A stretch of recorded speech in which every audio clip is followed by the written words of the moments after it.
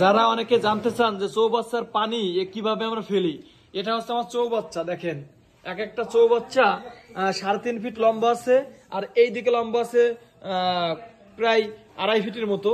এই যে চৌবাচ্চাটা দেখেন, যে চৌবাচ্চার যে সমস্ত পানি টানি খাবার টাবার এইখান দিয়ে বের হয়ে যায়। এখানে একটা ছিদ্র রাখছি, পাশাপাশি এইখানে আপনারা দেখতে পাচ্ছেন, এখানে আপনারা দেখতে পাচ্ছেন যে একটা রাখছি, একটা পাইপ রাখছি।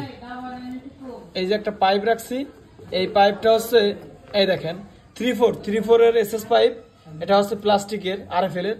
এই 3/4 পাইপ আর একটা নাট, আমরা যখনই পরিষ্কার করা হয়ে যায় তখন এই নাটটা লাগাই দেই। এই নাটটা যখন লাগাই দেই ব্যাস হয়ে গেল, কোনো সমস্যা নেই, কাজ কমপ্লিট।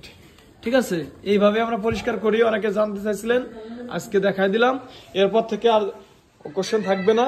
আর ওই পাইপটা লাগাবেন মাটি থেকে মিনিমাম যেখানে গরুর পাও থাকবে ওইখান থেকে মিনিমাম 5 ইঞ্চি উপরে। ঠিক আছে।